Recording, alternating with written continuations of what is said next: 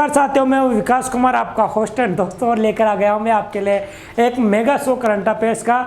और डेली में mega show हम करंट अफेयर्स का पढ़ते जा रहे हैं और आप उम्मीद करता हूं नोट डाउन करते जा रहे होंगे। यदि आप अपने नोट्स को एक कंप्लीट तरीके से नोट करते जा रहे हो तो आने वाली सभी परीक्षाओं के लिए आपके लिए बहुत ही ज़्यादा उपयोगी रहने वाला है। मैं आपके साथ एक खुशखबरी और शेयर करना चाहता हूं कि आने वाला जो अपना मंथ रहेगा जुलाई, उस जुलाई के महीने में साथियों क्या होगा कि हम क्या करने वाले हैं, आपके साथ एक बहुत बेहतरीन चीज़, एक नोटबुक लाने वाला हूँ। अब गुरुजी नोटबुक कैसे लाने वाले हो आप?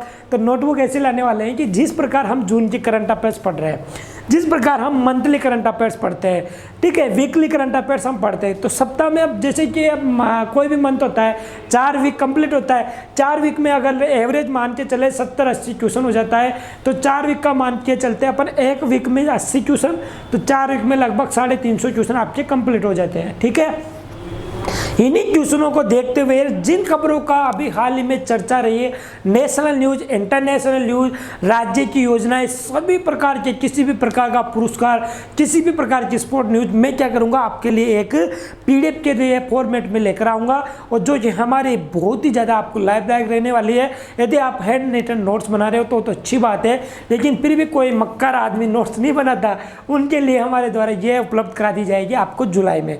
तो वो कैसी रहने वाली है, आप एक बार बताओ आपको कैसा लग रहा है सुनकर, एक बार कमेंट बॉक्स में जरूर बताइएगा कि हाँ सर, जो आपकी नोटबुक आएगी वो बहुत ही शानदार रहने वाली है और लाभदायक रहने वाली है। आगे चलते हैं, हम आज का सेशन स्टार्ट करेंगे और आज का सेशन स्टार्ट करने से पहले पढ़ेंगे आज की मोटिवेशनल लाइन, जो कि आपको क्या करेगी, दिन भर ऊर्जावान बना के रखेगी और साथ के साथ आपको मोटिवेशन करके आगे बढ़ने के लिए प्रेरित करेगी। आज का मोटिवेशनल कोट है साथियों कि आज का मोटिवेशन कोट है, बहुत कुछ बदलता है हर रोज, बहुत कुछ बदलता है रोज, मगर मेरे हौसले नहीं बदलते। बहुत कुछ बदलता है रोज, मगर मेरे हौसले नहीं बदलते। मंजिल पाने के लिए बदलता हूँ तरीके ज़रूर, मगर आगे बढ़ते जाने के लिए इरादे नहीं बदलते। इरादे और हौसले बुलंद रखना है, आपके तरीके आपको ज़रूर बदलने हैं, लेकिन जो मंजिल का सफ़र आपने स्टार्ट कर दिया है, उस सफ़र को चलते हुए जाना है और सफ़र को जो आपने स्टार्ट किया है उसको वहाँ तक ले जाना है जहाँ तक हमारी मंजिल है। बीच में ना तो रुकना है ना थकना है, एक उम्मीद के साथ आगे बढ़ेंगे और एक जोश और उम्मीद के साथ हम क्या करेंगे, लक्ष्य को प्राप्त करेंगे। ठीक है, चलते हैं, आज का पहला क्वेश्चन स्टार्ट करते हैं साथियों। आज का हमारा पहला क्वेश्चन है, बहुत ही ज़्यादा इंपॉर्टेंट क्वेश्चन है, जो कि आने वाले एग्जाम में आपके लिए बिल्कुल छपने लायक क्वेश्चन मिलेगा, बिल्कुल छपने लायक क्वेश्चन मिलेगा। और क्वेश्चन है साथियों आज का, तेलंगाना सरकार ने मेडिसिन्स फ्रॉम द स्काई, नाम क्या है साथियों, मेडिसिन्स फ्रॉम द स्काई, इस स्कीम का नाम है, जो कि अभी हाल ही में तेलंगाना के द्वारा स्टार्ट की गई है। मेडिसिन फ्रॉम द स्काई परियोजना का नेतृत्व करने के लिए किसके साथ भागीदारी की है? तो ये किसने स्टार्ट की है? तो ये स्टार्ट की है साथियों तेलंगाना ने, जिसका नाम है मेडिसिन फ्रॉम द स्काई। क्या नाम है? Medicine from the sky. और ये किसके साथ स्टार्ट की है? तो ये स्टार्ट की है साथियों फ्लिपकार्ट के साथ। किसके साथ स्टार्ट की है? तो फ्लिपकार्ट के साथ ये स्टार्ट की है कि गुरुजी ये मेडिसिन फ्रॉम द स्काई है, इससे होगा क्या? तो इसमें देखो, आप जैसे कि बात कर रहे हो, जिसका मीनिंग समझने की कोशिश करो। पहली बात तो किसने स्टार्ट की? तेलंगाना ने। किसके साथ मिलकर की है? तो फ्लिपकार्ट के साथ। स्कीम का नाम क्या है? Medicine from the sky. Sky से, आकाश से दवाइयाँ टपकना। क्या अर्थ निकल रहा है? आकाश से दवाइयाँ टपकना। अब इसका सामान्य अर्थ समझेंगे, आकाश से दवाइयाँ टपकना। अब ये क्या होता है गुरुजी? इसमें क्या होगा साथियों कि जिस प्रकार हॉस्पिटल्स वगैरह में भीड़ लगी रहती है, मेडिकल स्टोर में भीड़ लगी रहती है कोरोना महामारी के चलते हुए, तो ड्रोन के माध्यम से, किसके माध्यम से? ड्रोन के माध्यम से। और ड्रोन के माध्यम से क्या किया जाएगा? जो भी डेंजर्ड इलाके हैं, जहाँ पर दवाइयाँ टाइम से नहीं पहुँच पाती, वहाँ पर जैसे कि जहाँ पर आदमी जाने या किसी भी प्रकार के यातायात साधन उपलब्ध कराने में दिक्कत होती है, तो फ्लिपकार्ट के साथ मिलकर तेलंगाना सरकार ने मेडिसिन फ्रॉम द स्काई दवाइयाँ पहुँचाने के लिए ड्रोन का उपयोग किया जाएगा। ड्रोन का उपयोग किया जाएगा और ड्रोन के माध्यम से क्या पहुँचाई जाएगी? दवाइयाँ पहुँचाई जाएगी। क्या पहुँचाई जाएगी? दवाइयाँ पहुँचाई जाएगी। कहाँ पर पहुँचाई जाएगी? जो भी रोगी होगा, जिस प्रकार जिस झुग्गी झोपड़ी में रह रहा होगा, जिस गांव में रह रहा होगा, जिस इलाके में रह रहा होगा, एक तरह से इसकी रेंज डिसाइड होगी और उसी के तहत मेडिसिन फ्रॉम द स्काई की तहत इस योजना के नेतृत्व में फ्लिपकार्ट के साथ साझेदारी करके तेलंगाना सरकार ने ये दवाइयाँ पहुँचाने का काम करेगी। आगे बात करते हैं, हम तेलंगाना की बात करेंगे साथियों। तो तेलंगाना का अभी हाल में जो स्थापना दिवस निकला है, वो स्थापना दिवस कब निकला है? तो वो निकला है साथियों 2 जून 2014 को। 2 जून को ये स्थापना दिवस निकला है और 2014 की इसकी स्थापना हुई थी भारत के 29वें राज्य के तौर पे। कौन सा? 29वें राज्य के तौर पे इसकी स्थापना हुई थी तेलंगाना की 2 जून 2014 को। लेकिन प्रेजेंट में 28 ही राज्य, एक राज्य ऊपर खिसक गया। इसका मतलब ये हुआ कि जम्मू कश्मीर जो राज्य था वो क्या बन गया? केंद्र शासित प्रदेश बन गया। क्या बन गया? तो साथियों जम्मू कश्मीर क्या बन गया? केंद्र शासित बन गया। ठीक है गुरुजी। तो 2 जून 2014 को जब तेलंगाना की स्थापना हुई थी तो सबसे पहले मुख्यमंत्री कौन बने थे? तो उस टाइम मुख्यमंत्री बने थे चंद्रशेखर राव। कौन बने थे साथियों? चंद्रशेखर राव वहाँ के मुख्यमंत्री बने थे सबसे पहले 2 जून 2014 को जब तेलंगाना की स्थापना हुई थी। आगे इसी में बात करता हूँ तो लोकसभा, राज्यसभा और विधानसभा। ट्रिक देखो, 17 तो लोकसभा की सीटें होती है, 17 तो लोकसभा की सीटें होती है। कहाँ पर? तेलंगाना में। राज्यसभा की सीटें कितनी होती है? 7। अब जिसको 17 का पहाड़ा आता है वो 7 बार गिन लो, या जिसको 7 का पहाड़ा आता है वो 17 बार गिन लो। इसका मतलब क्या होगा? 17 7 119। क्या होती है? 17 7 119 और 119 ही यहाँ की क्या है? विधानसभा की सीटें। तो लोकसभा में 17, राज्यसभा में 7 और विधानसभा में 119 सीटें किसकी है? तेलंगाना की। स्थापना कब हुई थी? 2 जून 2014 को। किस कौन सबसे पहले मुख्यमंत्री था? तो मुख्यमंत्री कौन था भैया? चंद्रशेखर राव जी पहले मुख्यमंत्री थे। ठीक है, आगे चलते हैं और बात करते हैं इसी में। तो आगे चलता हूं और मैं बात कर लेता हूं आपके सामने, आगे लेके चलता हूं। देखो, मेडिसिन फ्रॉम द स्काई योजना जो ई कॉमर्स की तरफ जो फ्लिपकार्ट के जरिए होगी। फ्लिपकार्ट को आपको पता है कहाँ मुख्यालय कहाँ है? तो मुख्यालय बेंगलोर में। कहाँ है? बेंगलोर में। ये देखो, पहले तो हम तेलंगाना की बात करते हैं। तेलंगाना में इंपॉर्टेंट जो पॉलिटी से रिलेटेड बातें होती है वो आप इनको रोज नोट कर लो। प्रत्येक राज्य का कोई ना कोई इनके बारे में एग्जाम में आपसे या तो नेशनल पार्क पूछेगा, विधानसभा, लोकसभा की, राज्यसभा की सीटें पूछेगा, या आपको सीएम पूछेगा, या सारी चीज़ें आपको पूछने वाला है। सारी चीज़ें आपको पूछने वाला है। ठीक है, तो राजधानी क्या है? हैदराबाद। तेलंगाना की राजधानी क्या है भैया? हैदराबाद। तेलंगाना की राजधानी हैदराबाद। तमिल साई सौंदरराजन यहाँ के क्या है? राज्यपाल है। तमिल साई सौंदरराजन यहाँ के राज्यपाल है। के चंद्रशेखर राव अभी हाल ही में यहाँ के मुख्यमंत्री है, जो कि प्रथम मुख्यमंत्री थे। कब के? 2 जून 2014 से मुख्यमंत्री है। लोकसभा 17 7 119। ये सारी चीज़ें आपको ध्यान रखनी है तेलंगाना के बारे में। विधान परिषद 40। तू भी मजा कर। और 40 क्या है? यहाँ की विधान परिषद है। साथियों हम पढ़ रहे थे यहाँ पर जो विधान परिषद है, विधान परिषद की सीटें कितनी? 40 है। ठीक है, आपको पता है विधान परिषद के बारे में हमने बताया था कि तू भी मजा कर। जो ट्रिक हमने पढ़ी थी वो विधान परिषद की ट्रिक थी, जिसमें हमने पढ़ा था कि भारत में 6 राज्यों में विधान परिषद द्विसदनात्मक व्यवस्था है। ठीक है, अगर हम बात करते हैं यहाँ के राष्ट्रीय उद्यान, तो मोस्ट इंपॉर्टेंट राष्ट्रीय उद्यान है यहाँ का मृगवानी राष्ट्रीय उद्यान, जो कि एग्जाम में बार बार पूछा जाता है। मृगवानी राष्ट्रीय उद्यान के बारे में यहाँ पर पूछा जाता है। चलते हैं हम बात करते हैं आगे। तो मैं दिखाता हूँ आपको जो यहाँ पर स्टार्ट की गई थी फ्लिपकार्ट के साथ consortium on drone delivery for medicine. ये मेडिसिन के द्वारा फ्लिपकार्ट ने मेडिसिन फ्रॉम द स्काई परियोजना का नेतृत्व करने के साथ तेलंगाना के साथ साझेदारी कर ली है। और ये फ्लिपकार्ट की हम बात करते हैं तो वोलमोटसॉम में तो वाली है फ्लिपकार्ट कंपनी है जो ड्रोन तैनात करेगी और टीका और चिकित्सा आपूर्ति की डिलीवरी को सक्षम बनाएगी। देख लो आप, इस ड्रोन के माध्यम से क्या होगा कि ड्रोन के माध्यम से लोकेशन पे क्या पहुंचाई जाएगी? लोकेशन को ट्रेस करके वहां पर दवाइयाँ पहुंचाई जाएगी। ठीक है, दूर दराज के इलाकों में जहां पर ये सारी सुविधा उपलब्ध नहीं है वहां पर ऐसी व्यवस्था की जाएगी ड्रोन के माध्यम से। फ्लिपकार्ट की हम बात करते हैं तो आपको पता है फ्लिपकार्ट का जो मुख्यालय है वो कहाँ पर है? आपको ये बताना है। तो बेंगलोर में फ्लिपकार्ट का मुख्यालय है। आपने बेंगलोर में एक बात वो सुनी होगी, आपको पता है वो मैंने एक बात बताई थी, बेंगलोर वालों ने बोला था, आपको पता है?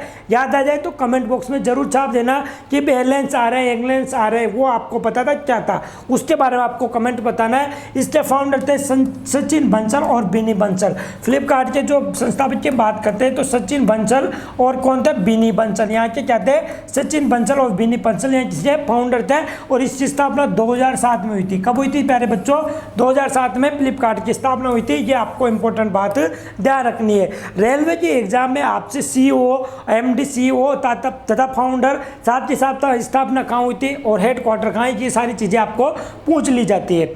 हम चलते हैं सेकंड क्वेश्चन में। और आज हमारा सेकंड क्वेश्चन है आज का, क्योंकि आने वाले एग्जाम में सारे इंपॉर्टेंट क्वेश्चन लेकर आया हूँ, क्योंकि आपके आने वाले एग्जाम में बहुत ही ज़्यादा इंपॉर्टेंट रोल रखते हैं ये वाले सारे क्वेश्चन। किस राज्य के सीएम ने शहरी क्षेत्रों में 50+ मतलब जो 50 साल के ज़्यादा से पौधे वर्ष और उससे अधिक उम्र के प्राचीन और पुराने पेड़ों की रक्षा के लिए एक कार्य योजना को मंजूरी दी है। तो जो 50 साल से ज़्यादा उम्र के पेड़ पौधे हो गए, जो कि एक हेरिटेज माने जाते हैं, वृक्ष विरासत की स्थिति में आते हैं, जो हेरिटेज माने जाते हैं, हेरिटेज वृक्ष विरासत की स्थिति में आते हैं और जिनकी उम्र कितनी है, 50 साल से ज़्यादा है, उनकी रक्षा के लिए एक कार्य योजना को मंजूरी दे दी है। और ये मंजूरी दी है भाई साहब महाराष्ट्र ने। किसने दी थी, तो महाराष्ट्र ने। और महाराष्ट्र के उद्धव सिंह ठाकरे, आपको पता है उद्धव सिंह ठाकरे यहाँ के सीएम है। और उद्धव सिंह ठाकरे जी के द्वारा अभी हाल में जो 50 वर्ष उससे अधिक उम्र के जो प्राचीन और पुराने पेड़ हैं, उनकी रक्षा के लिए क्या किया गया है, उनकी रक्षा के लिए ये किया गया है कि उनकी कार्य योजना बनाई जाए, उनकी रक्षा कीजिए। अब इसमें क्या होगा कि जो भी 50 वर्ष के उम्र के ज़्यादा पौधों को काटेगा, क्या होगा कि जो भी 50 वर्ष के ज़्यादा के पेड़ पौधों को काटेगा, उसको उतने पेड़ पौधे लगाने पड़ेंगे। जिसके मान लो कोई भी पौधा है और उस पौधे की उम्र कितनी, 60 साल है, पौधे की उम्र कितनी है, 60 उम्र है। ये एग्जाम्पल दे रहा हूँ। तो आपको अगर पेड़ काट रहे हो, आप 60 साल के पेड़ को काट रहे हो, तो आपको 60 वृक्ष लगाने होंगे। कितने वृक्ष लगाने होंगे, 60 वृक्ष लगाने होंगे। मतलब जितने साल का पौधा आप काटोगे, जितने साल का पेड़ आप काटोगे, उतने सारे आपको क्या करने पड़ेंगे, वृक्ष लगाने पड़ेंगे। ठीक है। और हम बात करते हैं, ये महाराष्ट्र वृक्ष प्राधिकरण के अंदर किया गया है। महाराष्ट्र वृक्ष प्राधिकरण के अंतर्गत किया गया है। और महाराष्ट्र वृक्ष प्राधिकरण की हम बात करते हैं, जो 1975 के अंदर आया था। 1975 के अंदर महाराष्ट्र वृक्ष प्राधिकरण आया था। इसके अंतर्गत 50 साल से अधिक उम्र के जो पौधे, उनकी रक्षा के लिए ये कार्य मंजूरी को दे दिया गया है। ठीक है। आगे चलते हैं। इसी में देखो आपको मैं बताता हूँ साथियों, तो आपको पता है जो प्राचीन और पुराने पेड़ हैं, इनकी रक्षा की जाएगी। और ये रक्षा किसके द्वारा की जाएगी, तो महाराष्ट्र वृक्ष संरक्षण अधिनियम 1975 के अंतर्गत ये संशोधन करती है। और जो इसकी बात करते हैं, इनकी जो बैठक हुई थी वो आदित्य ठाकरे की अध्यक्षता में हुई थी। पर्यावरण विभाग द्वारा यह प्रस्तावित की गई है। और ये बात देख लो, Maharashtra government clears action plan to protect heritage trees, जो कि बात करते हैं एक तरह से विरासत वृक्ष है। इस तरह के जो विरासत वृक्ष है जिनकी एज 50 साल से भी ज़्यादा है, उनको इसमें शामिल किया जाएगा। उनकी रक्षा के लिए ये कार्यक्रम स्टार्ट किया गया है। अब मुझे आप ये समझा दो, मैं कुछ क्वेश्चन आपसे पूछना चाहता हूँ महाराष्ट्र से रिलेटेड, उनका आप आंसर देते जाना। पहला क्वेश्चन है आज का हमारा कि महाराष्ट्र में जो बात करते हैं सिस्ट्रा हिरण्यकश्यप किसकी प्रजाति है, हिरण्यकश्यप किसकी प्रजाति है, आपको दिखाई दे रहा होगा। सिस्ट्रा हिरण्यकश्यप किसकी प्रजाति है, ये प्रजाति है साथियों मछली की प्रजाति। किसकी प्रजाति है, मछली की प्रजाति। जिसकी जो खोज की थी वो किसने की थी, वो तेजस ठाकरे ने की थी। किसने की थी, तेजस ठाकरे जी ने ये मछली की प्रजाति को खोजा है, जिसका नाम है सिस्ट्रा हिरण्यकश्यप प्रजाति। आगे बात करते हैं, अभी हाल ही में कुछ दिनों पहले आपको पता है किस राज्य ने एक प्राणवायु देवता पेंशन योजना लागू की थी। पौधों की जो पुराने बरगद के पेड़, पीपल के पेड़ है, उनकी रक्षा के लिए, जो कि बात करते हैं पुराने हो चुके, उनकी रक्षा संरक्षण के लिए अभी हाल ही में प्राणवायु देवता पेंशन, क्या नाम है, प्राणवायु देवता पेंशन, ये किसके द्वारा स्टार्ट की गई है, बताइए आप।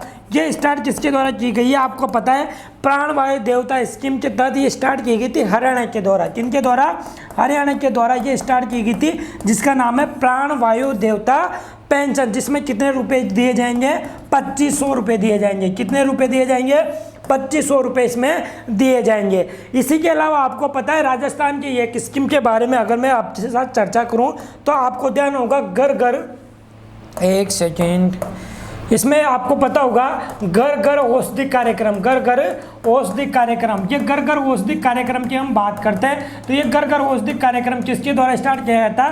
तो ये राजस्थान के द्वारा ये स्टार्ट किया गया था, राजस्थान के द्वारा ये स्टार्ट किया गया था। तो ये सारी चीज़ें जो तथ्यात्मक जानकारी है ये आपको ध्यान रखनी है। जो राजस्थान के द्वारा स्टार्ट की गई थी प्राणवायु देवता पेंशन किसके द्वारा स्टार्ट की गई थी? हरियाणा के द्वारा। और अभी हाल ही में महाराष्ट्र के बारे में एक रिसेंट न्यूज है, सिस्ट्रा हिरण्य कश्यप जो मछली की प्रजाति है वो तेजस टागरे जी के द्वारा खोजी गई है। इसमें क्या होगा कि जो 50 वर्ष है उसके अधिक के प्राचीन पौधों की क्या किया जाएगा? रक्षा की जाएगी। ये सारी मंजूरी किसने दे दी? महाराष्ट्र सरकार ने दे दी है। ये सारी आपको पीडीएफ में उपलब्ध हो जाएगी, आप पीडीएफ नोट कर लेना और नोट करके इस पीडीएफ को पूरा पढ़ा करो। और साथ के साथ जो करंट अफेयर्स आपको पढ़ाई जा रही है तो एक तरह से पूरा सिस्टमेटिक तरीके से पूरी चीज़ें उसमें उपलब्ध करा दी जाती है। ठीक है, आगे चलते हैं और बात करते हैं। तो ये आपको सारी चीज़ें इसमें दी हुई है। हम बात करते हैं नेक्स्ट क्वेश्चन की। अगला क्वेश्चन है साथियों हमारा, जो कि एक तरह से यह भी बहुत ही ज़्यादा इंपॉर्टेंस रोल रखता है आने वाले एग्जाम में, जिसकी हम बात करते हैं किस राज्य के मुख्यमंत्री के द्वारा राज्य को शिशु सेवा योजना समर्पित किया है? क्या नाम है साथियों? शिशु सेवा योजना। शिशु सेवा योजना किसके द्वारा स्टार्ट की गई है? शिशु सेवा योजना तो ये स्टार्ट की गई है साथियों किसके द्वारा? तो असम के द्वारा ये स्टार्ट किया गया है। क्या स्टार्ट किया गया है? शिशु सेवा योजना। अब इसमें क्या होगा, जो कोविड-19 महामारी के कारण जो बच्चे अनाथ हो गए उन बच्चों की पढ़ाई के लिए, उनकी जीवन शैली के लिए, उनको आगे बढ़ने के लिए उनकी 24 वर्ष तक की उम्र तक, कितनी उम्र तक? तो ये किसने किया है? ये किया है असम ने। किसने किया है साथियों? असम ने किया है। अब बात करते हैं इसमें 24 वर्ष तक जो बच्चे हैं अनाथ हो गए कोविड-19 से अनाथ हुए बच्चों की ये क्या करेंगे? सुरक्षा करेंगे और उनको आगे बढ़ने के लिए प्रेरित राशि दी जाएगी। एक तरह से उनको आगे बढ़ने के लिए राशि दी जाएगी। और उस राशि की हम बात करते हैं साथियों तो इसमें 7,81,200 रुपये, 7,81,200 रुपये उनके फील्ड FD किया जाएगा, मतलब फिक्स डिपॉजिट किया जाएगा। फिक्स डिपॉजिट किया जाएगा जो उनकी 24 वर्ष की उम्र होने के बाद वो क्या करेंगे? निकाल सकेंगे। ये किस तरह से हेल्प होगी? तो ये हेल्प होगी साथियों 3500 रुपये पर मंथ। क्या? 3500 रुपये पर मंथ के रूप में ये हेल्प होगी इन बच्चों की जो क्या कर रहे हैं, जो कोविड-19 के कारण, कोविड-19 महामारी के कारण क्या हो चुके हैं? अनाथ हो चुके हैं। उन बच्चों की ये क्या करेंगे? रक्षा करने के लिए शिशु सेवा जो योजना है वो शिशु सेवा योजना किसके द्वारा स्टार्ट की गई है? असम सरकार के द्वारा स्टार्ट की गई है। अब मुझे ये बता दो असम के जो CM है, असम के CM है कौन है? तो असम के जो CM है हेमंत बिस्वा शर्मा। क्या नाम है? हेमंत बिस्वा शर्मा। इनके द्वारा ये कार्यक्रम स्टार्ट किया गया है, ये योजना स्टार्ट की गई है जिसका नाम है शिशु सेवा योजना। ठीक है, ये सारी चीज़ें आपको समझ आ गई। रिसेंट डेज की बात करते हैं, पिछले 4 या 5 दिन की हम बात करते हैं तो यहाँ का 6 नंबर का नेशनल पार्क जो बना है उस नेशनल पार्क का नाम है रायमोना नेशनल पार्क।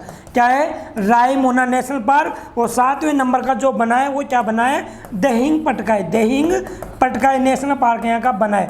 तो अभी हाल ही में असम सरकार के द्वारा 2 नेशनल पार्क बनाए गए हैं, 2 नेशनल पार्कों को मंजूरी दे दी गई है। एक का नाम है 6 नंबर का तो रायमोना नेशनल पार्क और 7वें नंबर का दहिंग पटकाई। 5 पहले यहाँ नेशनल पार्क थे जिनका नाम आपको जल्दी से कमेंट बॉक्स में चाप देना है। ये हो गई असम की शिशु सेवा योजना। अगर योजनाओं की हम बात करते हैं, एक तरह से रिवीजन करते हैं, अगर आपको मजा आ रहा है तो सभी मित्र मंडली के साथ आप क्या करो? सेशन को शेयर कर दो। अभी हाल ही में रिसेंट डेज के थोड़े दिन पहले मैंने आपको बताया था अभिभावक मंत्री स्कीम स्टार्ट की थी, उसमें राज्यों की जो बात करते हैं, एक तरह से राज्यों को संभालने के लिए अभिभावक मंत्री जो स्कीम योजना लॉन्च की थी वो अभिभावक मंत्री स्कीम योजना किसने की थी? वो की थी साथियों असम ने। किसने की थी? अभिभावक मंत्री स्कीम योजना किसने की थी? असम ने की थी। अब मुझे आप इन क्वेश्चन का जवाब दे दो। अंकुर योजना, क्या नाम है? अंकुर योजना किससे संबंधित है? साथ के साथ अगर हम बात करते हैं तो चिरंजीवी योजना किससे संबंधित है? चिरंजीवी योजना किस राज्य से संबंधित है? अंकुर योजना किस राज्य से संबंधित है? पर्वतधारा योजना किस राज्य से संबंधित है? पर्वतधारा योजना किस राज्य से संबंधित है? ये जल्दी से आप कमेंट बॉक्स में छापते जाओ और मुझे बताते जाओ कि सर हमें बहुत अच्छी तरीके से याद है। महतारी दुलार योजना बहुत ही इंपॉर्टेंट क्वेश्चन है। महतारी दुलार योजना किस राज्य की स्कीम थी? ये भी अनाथ बच्चों से संबंधित थी, महतारी दुलार योजना। ये सारी चीज़ें आपको कमेंट बॉक्स में छापनी है और जल्दी से जल्दी आपको बताते जाना है। महतारी दुलार योजना। इसके बाद आगे हम चलते तो वो कौन सी है? अभी हाल ही में मुख्यमंत्री और कौन सा है? किसान मित्र योजना। मुख्यमंत्री किसान मित्र योजना ये किस राज्य ने की है? ये सभी का आपको कमेंट बॉक्स में जल्दी से जवाब दे देना है और जल्दी से जवाब देके अपना रिवीजन पूरा कर लेना है। आपको शिशु सेवा योजना समझ में आ गई होगी किस राज्य ने स्टार्ट की है? तो असम ने शिशु सेवा योजना स्टार्ट की है। अनाथ बच्चों की रक्षा के लिए 24 वर्ष तक इसमें क्या किया जाएगा? 3500 रुपये पर मंथ के हिसाब से उनके बैंक खातों में पैसे दिए जाएंगे। ये सारी चीज़ें आपको ध्यान रखनी है। असम की हम बात करते हैं तो असम की जो बात करते हैं, राजधानी है दिसपुर। जगदीश मुखी यहाँ के क्या है? राज्यपाल है। जगदीश मुखी यहाँ के राज्यपाल हैं। हेमंत बिस्वा शर्मा यहाँ के सीएम है। लोकसभा की सीट 14 है, राज्यसभा की सीट 7 है और विधानसभा की सीट कितनी है? 126 है। ये आपको ध्यान रखना है। यहाँ के राष्ट्रीय उद्यान जो 5 राष्ट्रीय उद्यान है, डिब्रू साइखोवा, काजीरंगा, मानस, नामेरी, औरंग और 6वें नंबर का रायमोना, 6वें नंबर का रायमोना और 7वें नंबर का देइंग पटका है। ये 7वें नंबर का देइंग पटका। ये आपको सारी चीज़ें ध्यान रखनी है और आपको ध्यान रखना है कि ये कैसे कैसे असम कार्य कर रहा है। आगे चलें, बात करें डिटेल से तो चलते हैं नेक्स्ट क्वेश्चन पे। इसके पहले हम देखो तो ये असम के सीएम हेमंत बिस्वा शर्मा है। इनके अनुसार जो वेलफेयर स्कीम है और ऑर्फन्स के लिए, अनाथ बच्चों के लिए ये स्टार्ट की गई है, जिनके कोविड-19 के कारण क्या हो गए? बच्चे अनाथ हो चुके हैं, उनके लिए ये सारी शिशु सेवा योजना स्टार्ट की है। शिशु सेवा अहोनी स्कीम है। शिशु सेवा अहोनी स्कीम है। ये सारी चीज़ें आपको इस पीडीएफ में मिल जाएगी। आगे चलें और बात करते हैं साथियों, तो आपको पीडीएफ लेनी है और लेने के बाद आपको क्या करना है? इसका पूरा रिविजन आपको कर लेना है। आगे चलते हैं, बात करते हैं नेक्स्ट क्वेश्चन के। नेक्स्ट क्वेश्चन है साथियों हमारा 14वें नंबर का। कोइता फाउंडेशन के तत्वाधान में किस आईआईटी ने कोइता सेंटर फॉर डिजिटल हेल्थ की स्थापना की है? तो आईआईटी की बात पूछ रहा है कि किस आईआईटी ने कोइता फाउंडेशन ठीक है, कोइता फाउंडेशन के साथ अभी हाल ही में समझौता किया है और कोइता सेंटर फॉर डिजिटल हेल्थ, क्या नाम है? कोइता सेंटर फॉर डिजिटल हेल्थ। अब ये इसमें क्या होगा गुरुजी? तो डिजिटल हेल्थ। अब इसमें क्या होगा साथियों कि जिस प्रकार आप क्या करते हो? ऑनलाइन पढ़ाई कर रहे हो। क्या कर रहे हो? ऑनलाइन पढ़ाई कर रहे हो। तो ऑनलाइन किस तरह से पढ़ाई कर रहे हो? यूट्यूब के माध्यम से कर रहे हो। अब यूट्यूब के माध्यम से आप पढ़ाई कर रहे हो तो आपको यूट्यूब के माध्यम से ऑनलाइन तरीके से आप पढ़ाई कर रहे हो। इसी प्रकार कोइता फाउंडेशन की हम बात करते हैं। कोइता क्या है? एक कंपनी है और कोइता जो है कंपनी की क्या है? कोइता सेंटर जो एक कंपनी के मालिक है, जिनका नाम क्या है? कोइता। ये एक कंपनी के मालिक का नाम है, कंपनी के मालिक का नाम है। और कोइता फाउंडेशन के साथ मिलकर अभी हाल ही में आईआईटी बॉम्बे ने, किसने? आईआईटी बॉम्बे ने अभी हाल ही में क्या किया? आईआईटी बॉम्बे ने कोइता फाउंडेशन के साथ स्टार्ट किया है कोइता सेंटर फॉर डिजिटल हेल्थ। अब इसमें क्या होगा साथियों कि जैसे कि हम बात करते हैं अभी हाल ही में जैसे कि कोरोना महामारी चल रही है, डॉक्टर्स के पास हम जा नहीं पाते, उनके साथ डायरेक्ट हम बात नहीं कर पाते, उनके घर जाने में भी बहुत समस्या आती है। इन्हीं सभी चीज़ों को देखते हुए कोइता फाउंडेशन के साथ आईआईटी बम्बई ने मिलकर कोइता फाउंडेशन ऐप में क्या किया? डॉक्टरों को उपलब्ध कराएंगे। किस प्रकार उपलब्ध कराएंगे कि आपको जिस प्रकार ऑनलाइन फीस देंगे डॉक्टरों को, वही ऐप बनाया जाएगा। ऐप बनाने के अंदर आप डॉक्टरों को फीस पे करेंगे, डॉक्टर्स आपके सामने ऑनलाइन आएंगे, ऑनलाइन आकर आपके लक्षण पूछेंगे, सिम्टम्स पूछेंगे, उस हिसाब से आप क्या कर दोगे? वो डॉक्टर आपको मेडिकल की दवाइयाँ लिख कर दे देगा। ऑनलाइन ये सब कार्यक्रम तो ऑनलाइन चलता रहेगा, ठीक है, ऑनलाइन कार्यक्रम चलता रहेगा। और ऑनलाइन कार्यक्रम चलता रहेगा तो साथ ही फिर क्या होगा? आपका ये सारी चीज़ें मिलकर मेडिकल सुविधा उपलब्ध हो जाएगी। दवाइयाँ मिल जाएगी, मेडिकल स्टोर में जाकर आप दवाइयाँ ले लोगे और फिर अपना इलाज परमानेंट हो जाएगा। तो हम ऑनलाइन ही आपका सिम्टम्स जानेंगे डॉक्टर, ऑनलाइन ही आपको दवाइयाँ लिखी जाएगी और आप क्या करोगे, ऑनलाइन माध्यम से दवाइयाँ मंगवा सकते हो यदि आपके पास सुविधा उपलब्ध है। तो डॉक्टरों से परामर्श करने के लिए कोयता फाउंडेशन के द्वारा कोयता foundation centre for digital health का माध्यम शुरू किया गया है IIT बम्बई के साथ मिलकर। ये सारी चीज़ें आपको समझ में आ गई होगी और इसी सुविधा को क्या बोला जाता है, इस सुविधा को बोला जाता है टेलीमेडिसिन। टेलीमेडिसिन की हम बात करते हैं तो आपको पता है टेलीमेडिसिन क्या होता है कि टेलीकम्युनिकेशन के माध्यम से मेडिसिन की हम बात करते हैं, टेलीकम्युनिकेशन के माध्यम से मोबाइल के जरिए, ऑनलाइन के जरिए हम सुविधा उपलब्ध करा सकते हैं। मेडिकल जो सुविधा की हम बात करते हैं, ये सारी चीज़ें आपको ध्यान रखनी होगी। ये सारी चीज़ें आपको उम्मीद करता हूँ पूरी समझ में आ गई होगी। तो देखिए आप, मैं चलता हूँ आगे, इसमें बताता हूँ। तो देखो आप देखिए, एक मिनट मेरे प्यारे बच्चों। IIT Bombay launches new centre for digital health, और डिजिटल हेल्थ जो की स्कीम है ये IIT बॉम्बे के साथ बॉम्बे ने स्टार्ट कर दी। ये डिजिटल हेल्थ के जो पूरे प्रकार दिए हुए हैं, कैसे आपको सुविधा उपलब्ध कराई जाएगी। डॉक्टर से आप ऑनलाइन पे करोगे, आपका कम्युनिकेशन होगा, किसी भी प्रकार की आपको सुविधा उपलब्ध करनी है, चाहे वो आपको हेल्थ से जो भी बात करते हैं परामर्श करना है, आपकी ऑनलाइन डिलीवरी करनी है, जो सारी चीज़ें इसमें क्या हो जाएगी, आपको परामर्श मिल जाएगा। पहले ऑनलाइन पे करो, उसके बाद आप परामर्श कर सकते हो। कोयता फाउंडेशन की हम बात करते हैं तो ये देखो आप, भारतीय प्रौद्योगिकी संस्थान मुंबई की हम बात कर रहे हैं। तो मुंबई की जो स्थापना हुई थी वो मुंबई की स्थापना हुई थी साथियों 1958 में। IIT मुंबई की बात करते हैं तो 1958 में IIT मुंबई की स्थापना हुई थी। इसके चेयरमैन है डॉक्टर पवन गोयनका इसके क्या है, इसके IIT मुंबई के क्या है, चेयरमैन है। ये आप सारी चीज़ें आप ध्यान रखना है। ये सारे कंटेंट एक तथ्यात्मक जानकारी के रूप में ये कोयता फाउंडेशन है जिसके द्वारा इसमें लॉन्च किया गया है। और ये रिजवान कोयता है, कोयता फाउंडेशन की हम बात कर रहे हैं, जिनके ये CEO है। और कोयता फाउंडेशन की स्टार्टिंग हुई थी 2005 में। कब हुई थी? 2005 में। और रिजवान कोयता क्या है, इसके CEO है, चीफ एग्जीक्यूटिव ऑफिसर किसके? कोयता फाउंडेशन के, जिनका नाम है रिजवान कोयता। उम्मीद करता हूँ समझ में आया होगा, और समझ में आया तो एक बार थम्स अप कर दीजिए और बता दीजिए कि हाँ गुरुजी समझ में आ रहा है। सारी चीज़ें, सारी तकलीफ आपकी दूर करने वाले हैं। बस कुछ दिनों का इंतजार हो रहा है, आपको सारी सुविधा उपलब्ध हो जाएगी। आपके लिए जून का मंथली का जो बात करते हैं, एक PDF नोटबुक आपको मिल जाएगी ऑनलाइन माध्यम से। जो भी हम पढ़ा रहे हैं, जो भी नोट्स उपलब्ध हो जाएंगे एक तरह से मंथली करंट अफेयर्स के, जिसमें हम कि सारे पुरस्कार, सारे जितनी भी स्कीम, जितने भी डेज, सब कुछ उसमें शामिल होगा। बस आपको इंतजार करना है, पढ़ते रहना है और इस सेशन को शेयर करते रहना है। जितने भी बच्चों तक आप पहुंचा सकते हो, इन बच्चों तक आप इस सेशन को पहुंचा देना। और एक तरह से धमाकेदार अपना क्या होना चाहिए, ये सेशन चलना चाहिए ऑल इंडिया के माध्यम से। आगे बात करें इसमें, तो आगे चलते हैं, नेक्स्ट क्वेश्चन की बात करते हैं।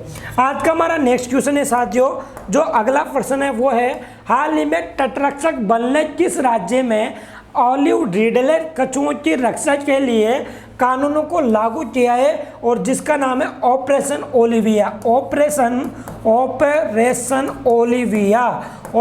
ओलिविया किसने स्टार्ट किया है, ये मुझे आप बता दो। अगर आपने याद है तो ऑपरेशन ओलिविया जो स्टार्ट किया है साथियों, वो किया है उड़ीसा ने। किसने किया है? तो उड़ीसा ने ऑपरेशन ओलिविया स्टार्ट किया है। इसमें हम क्या करेंगे, तो इसमें ये होगा मेरे साथियों कि जो बात करते हैं ओलिवी रियले टर्टल है, ओलिवी रियले टर्टल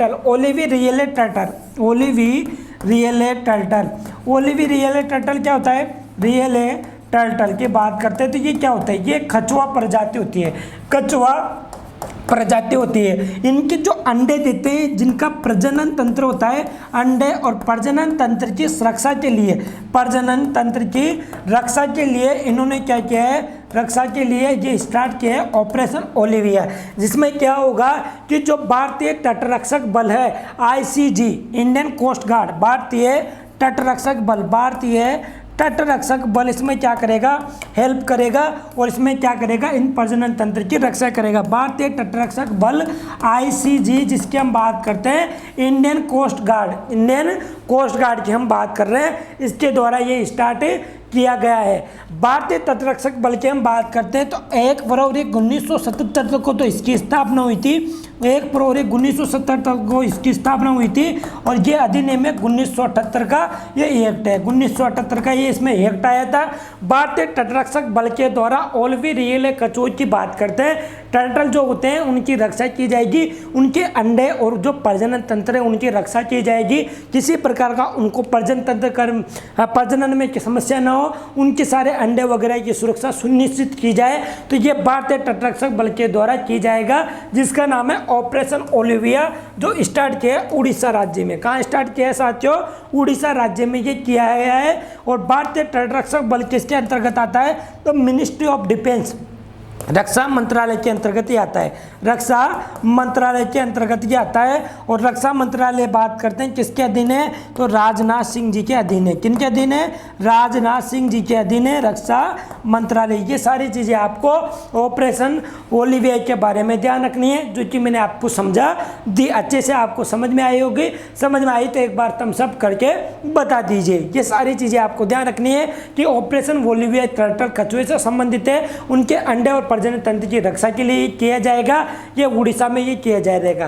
किस किस तट पे ये किया जाएगा, तो जो गंजम तट है जिसकी हम बात करते हैं, किसकी बात कर रहे हैं अपन, जो बात करते हैं गंजम तट और गोहिर माता तट। कहाँ पर साथियों, तो operation Olivia to the resumed olive ridley. ये देखो आप कैसे इनकी सुरक्षा सुनिश्चित की जा रही है। ये कौन सा, गंजम तट और दूसरी बात है गोहिर माता तट। ये आपको ध्यान रखना है, गोहिर माता तट। आपको पता है कि अभी हाल ही में उड़ीसा में कौन सा तूफान आया था, इस तूफान आया था। इस तूफान के कारण कौन सा जो नेशनल पार्क है भितरकनिका और सिमलीपाल, उड़ीसा के प्रमुख नेशनल पार्क है, जिसमें भितरकनिका के जो मैंग्रोव वन है, मैंग्रोव वनों को क्या पहुंची थी, क्षति पहुंची थी। तो उड़ीसा में भितरकनिका और सिमलीपाल नेशनल पार्क है जिसकी हम बात करते हैं। और इसमें देखते हैं कि उड़ीसा के बारे में, तो उड़ीसा की राजधानी क्या है, भुवनेश्वर। उड़ीसा की राजधानी क्या है, भुवनेश्वर। राज्यपाल गणेशी लाल, मुख्यमंत्री नवीन पटनायक। लोकसभा सीटें 21, राज्यसभा 10 और विधानसभा 147। और भितरकनिका यहाँ का राष्ट्रीय पार्क और सिमलीपाल यहाँ का नेशनल पार्क है, जो आपको ध्यान रखना है, बहुत इंपॉर्टेंट आपसे पूछा जाएगा। और उड़ीसा की राजधानी भुवनेश्वर, राज्यपाल गणेशी लाल, CM नवीन पटनायक। लोकसभा राज्यसभा की सीटें 21, 10 और 147। विधानसभा की भितरकनिका में मैंग्रोव वन और पानी के मगरमच्छों को क्षति पहुंची थी। इस तूफान आया था बंगाल की खाड़ी से, जिसका नाम किसने रखा था, ओमान देश ने रखा था। और उसका अर्थ क्या था, उसका अर्थ था निराशा। क्या नाम था, निराशा। सारी चीज़ें आपको समझ में आ रही है, तो एक बार ऐसे करके थम्स अप कर दो कि हाँ गुरुजी समझ में आ रहा है और मज़ा भी आ रहा है पढ़ने में। आगे चलें, आपके चले, आप परमिशन दो तो मैं आगे चलूं। बोलो समझ में आ रहा है तो आगे चलूंगा भैया, है ना। चलते हैं, आगे चलते हैं। उसके पहले इस सेशन को जल्दी से जल्दी हाईएस्ट सेशन बना दीजिए और शेयर कर दीजिए। सभी बच्चों को जोड़ने की आप क्या कर दो, कोशिश कर दो। तो ये ऑपरेशन ओलिविया है, जिसके अंतर्गत प्रोटेक्ट ओलिविया रेडल, जो राइडल टर्टल है उड़ीसा के, उनकी क्या की जाएगी, सुरक्षा सुनिश्चित की जाएगी। ये भारतीय तटरक्षक बल इसमें शामिल होगा। और भारतीय तटरक्षक की जो बात करते हैं, इसमें शुरुआत की गई थी पहली बार 1980 में, लेकिन इसकी स्थापना 1977 में हो गई थी। एक 1978 में आया था। ये सारी चीज़ें आपको ध्यान रखनी है। नए पीडीएफ में आपको सारी चीज़ें देने की कोशिश करता हूँ। आप अगर पीडीएफ नहीं लेते हो तो ये आपकी कमजोरी है, हमारी कोई कमजोरी नहीं है। यदि आप पीडीएफ लेते हो तो आपको क्वेश्चंस के साथ उनके आंसर और आंसर के साथ कुछ महत्वपूर्ण जानकारी आपको मिलेगी। तो आप पीडीएफ जरूर लिया करो। अगर प्यारा बच्चा कोई पीडीएफ नहीं लेता तो ये पीडीएफ आपकी गलती है। इंडियन कोस्ट गार्ड की हमने बात कर ली। 1 फरवरी 1977 को इसकी स्थापना हुई थी। हेडक्वार्टर न्यू दिल्ली में, मिनिस्ट्री ऑफ डिफेंस के अंदर ये आता है। और इसके डीजी की हम बात करते हैं, डायरेक्टर जो जनरल होते हैं वो कौन है, कृष्णा स्वामी नटराजन। कौन है, कृष्णा स्वामी नटराजन। और कृष्ण स्वामी नटराजन क्या है, यहाँ के डीजी है किसके, भारतीय तटरक्षक बल के। ये सारी चीज़ें आपको ध्यान रखनी नहीं है, नोट कर लो कॉपी में। अगर नोट कर रहे हो तो बहुत ही अच्छी बात है, नोट कर लो, है ना। किसकी बात हो गई, उड़ीसा की बात हो गई।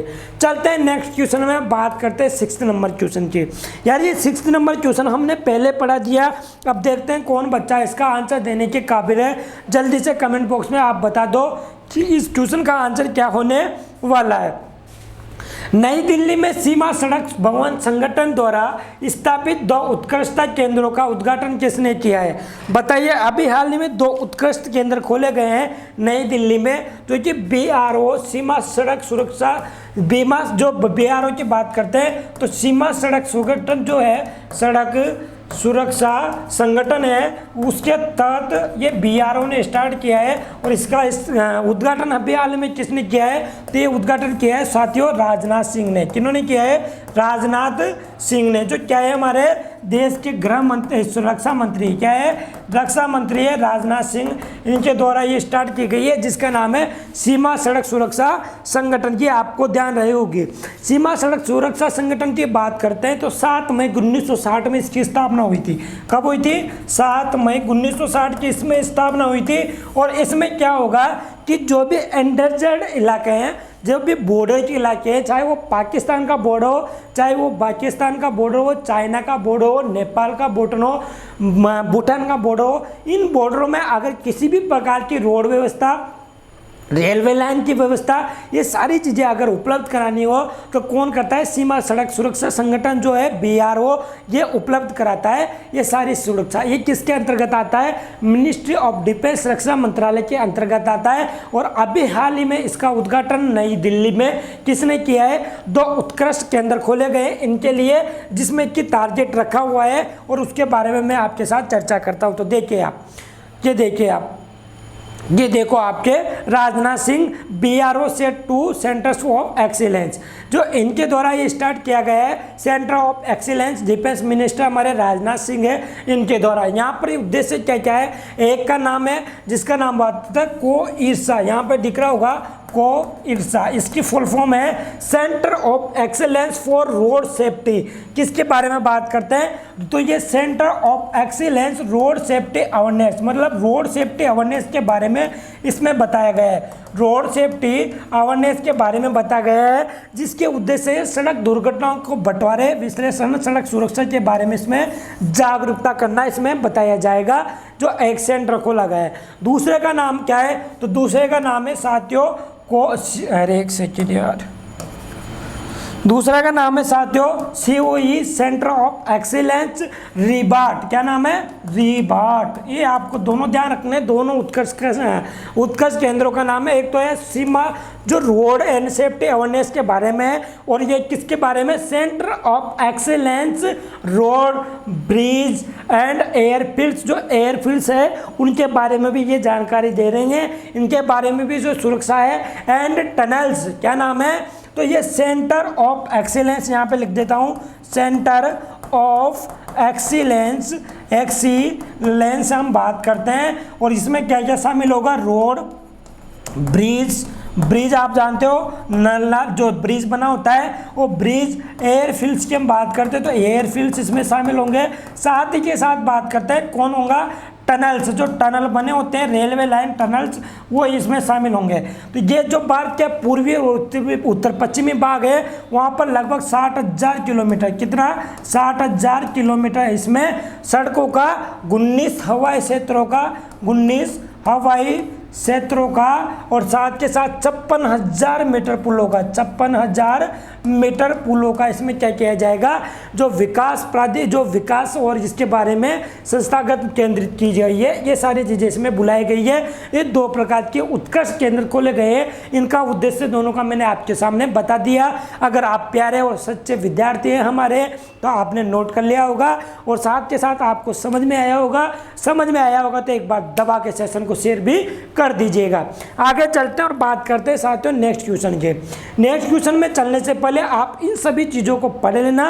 ये सारी चीज़ें मैं बार बार आपको बताता हूँ। ये सीमा सड़क सुरक्षा जो सीमा सड़क संगठन है BRO, ये राजीव चौधरी इसके क्या है, अभी हाल ही में इसके लेफ्टिनेंट जनरल राजीव चौधरी क्या है, राजीव चौधरी क्या है इसके, एक सेकंड, राजीव चौधरी इसके क्या है साथियों DG है। DG मतलब डायरेक्टर जनरल, और इसकी स्थापना 7 मई 1960 को इसकी स्थापना हुई थी। ये आपको ध्यान रखना है, न्यू दिल्ली में इसका हेडक्वार्टर है सीमा सड़क सुरक्षा संगठन का। ये सारी चीज़ें आपको ध्यान रखनी है कि राजनाथ सिंह जी ने अभी हाल ही में 2 उत्कृष्ट केंद्रों का इसमें क्या किया है, स्थापना को मंजूरी दे दी है, उद्घाटन कर दिया है। रख हौसला वो मंजिल भी आएगा, प्यासे के पास चलकर समुद्र भी आएगा, यूँ मायूस ना होकर बैठ मेरे प्यारे बच्चे, मंजिल भी मिलेगी और मंजिल का मज़ा भी आएगा।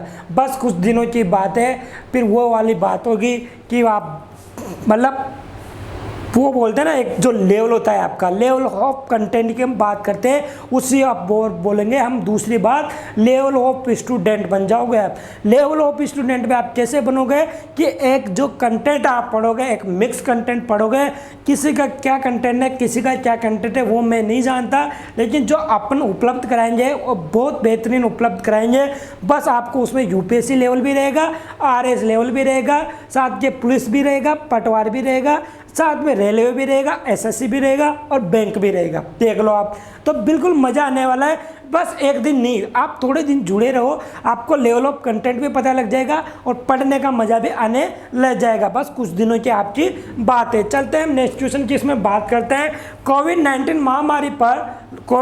महामारी पर लोगों में जागरूकता बढ़ाने के लिए कौन सा राज्य युवा शक्ति कोरोना मुक्ति अभियान, भैया नाम क्या है, युवा शक्ति कोरोना मुक्ति अभियान, युवा शक्ति और कोरोना मुक्ति अभियान, कोरोना मुक्ति अभियान। भैया ये कौन सा राज्य कर सकता है, तो ये कोई और नहीं हो सकता, ये हमारा मध्य प्रदेश, महाकाल की नगरी मध्य प्रदेश कर सकता है। शिवराज मामा के द्वारा ये लॉन्च की गई है युवा शक्ति कोरोना मुक्ति योजना। इसमें क्या होगा कि इसमें जो बच्चे, इंटेलिजेंट बच्चे, प्यारे बच्चे जो धर्मार्थ सेवार्थ की भावना रखते हैं, स्टूडेंट जो विद्यार्थी है, उन विद्यार्थी और शिक्षक मिलकर क्या करेंगे, कोरोना के प्रति जागरूकता फैलाएंगे। कोरोना के प्रति जागरूकता कैसे फैलाएंगे, कोरोना के बारे में थोड़ी बोलेंगे कोरोना अच्छी चीज़ है, ऐसा नहीं करेंगे। कोरोना के बारे में जो टीकाकरण है, कोरोना का टीकाकरण है, उस टीकाकरण का ये क्या करेंगे, जागरूकता फैलाएंगे। और इसमें क्या होगा, लगभग 16 लाख, कितने 16 लाख इसमें क्या करेंगे साथियों, तो 16 लाख क्या करेंगे, टीचर और शिक्षक मिलकर क्या करेंगे, जो विद्यालय और विश्वविद्यालय की हम बात करते हैं, विद्यालय और विश्वविद्यालय के जो विद्यार्थी जो बात करते हैं, एक संगठन है युवा शक्ति कोरोना मुक्ति संगठन के द्वारा ये योजना स्टार्ट की गई है, जिसमें कोरोना के लिए जागरूकता अभियान चलाया जाएगा, टीकाकरण के लिए ये अभियान चलाया जाएगा। ये किसने स्टार्ट किया है, तो ये MP ने किया है, शिवराज मामा जी ने ये स्टार्ट किया है। किसने किया है, शिवराज सिंह चौहान जी ने इन्होंने स्टार्ट किया है, जिसका नाम है युवा शक्ति कोरोना मुक्ति अभियान। ये सारी चीज़ें आपको समझ में आई होगी, आई या नहीं आई? अगर समझ में आई तो आप बता दीजिए कि हाँ गुरुजी हमें ये समझ में आए होंगे। और इसमें जो विश्वविद्यालय, उनके शिक्षक और लगभग 16 लाख विद्यार्थी शामिल होंगे, जो कोविड अनुकूल व्यवहार और टीकाकरण के लिए जागरूकता फैलाएंगे घर घर जाकर, और समाज में, सिटी में, गाँव में, सब में ये सारी चीज़ें उपलब्ध कराएंगे कि कोरोना कितनी खतरनाक बीमारी है और खतरनाक बीमारी के साथ कितना इफेक्ट होता है, टीकाकरण कराना कितना ज़रूरी है। अगर मेरे किसी प्यारे बच्चे ने टीकाकरण नहीं कराया तो टीकाकरण करा लेना, समझ में आ रहा है, नहीं आ रहा तो करा लेना, है ना। आगे चलते हैं, MP के बारे में हम बात करते हैं। तो अभी हाल में एनीमिया मुक्त भारत की रैंक आई थी भैया, किसकी रैंक आई थी, एनीमिया मुक्त भारत की रैंक आई थी। और एनीमिया मुक्त भारत की रैंक में टॉप पर कौन रहा था, तो भैया MP रहा था। कौन रहा था, MP। दूसरे नंबर पर जो हमारा अभी हाल में ऑपरेशन ओलिविया निकला है, वो उड़ीसा रहा था। तो MP फर्स्ट रैंक पे आया था और उड़ीसा दूसरे रैंक पे आया था। एनीमिया मुक्त भारत की रैंक आई थी, उसकी हम बात कर रहे हैं। अब मुझे ये बता दो कि अंकुर योजना की हमने बात की थी, अब उन योजनाओं के बारे में यहाँ मैं आपको बताना चाहता हूँ। ये देखो आप, सारी योजना में यहाँ पे बताता हूँ। अंकुर योजना किसकी किसकी है? एमपी की। किसकी है? एमपी की। अब देखो यहाँ पर अगर जिस बच्चे ने आंसर नहीं दिया ना, वो यहाँ पर नोट करो और सारी योजना नोट करके आज ही दीवार पे चिपका देना।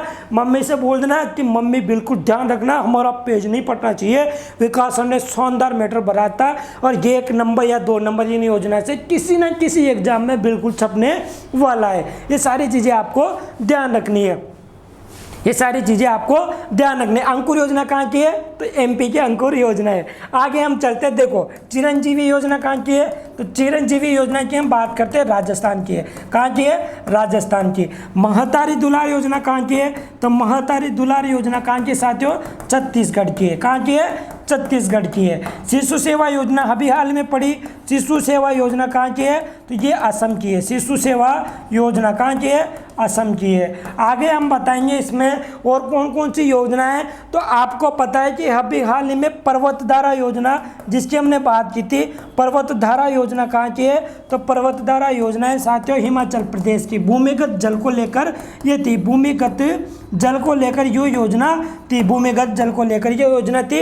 एनीमिया मुक्त भारत में रैंक में मध्य प्रदेश नंबर 1। अंकुर योजना है मध्य प्रदेश, चिरंजीवी राजस्थान, महतारी दुलार योजना छत्तीसगढ़, शिशु सेवा योजना असम, पर्वतधारा योजना हिमाचल प्रदेश, भूमिगत जल संरक्षण के बारे में ये थी। उम्मीद करता हूँ ये सारी चीज़ें आप नोट कर लोगे। आगे चलते इसी में मैं बताना चाहूँगा आपको। तो मुख्यमंत्री आगे चलते देखो, इसमें देखो आप मुख्यमंत्री किसान मित्र योजना, किसान मित्र योजना जिसमें 1000 रुपये किसान भाइयों को दिए जाएंगे और ये 1000 रुपये लाइट का बिल दिया जाएगा। और ये कहाँ स्टार्ट की गई है? ये राजस्थान में स्टार्ट की गई है। वात्सल्य योजना कहाँ स्टार्ट की गई है? वात्सल्य योजना कहाँ स्टार्ट की गई है? तो ये स्टार्ट की गई है वात्सल्य योजना उत्तराखंड में। कहाँ स्टार्ट की गई है? उत्तराखंड में स्टार्ट की गई है। वात्सल्य योजना कहाँ स्टार्ट की गई है?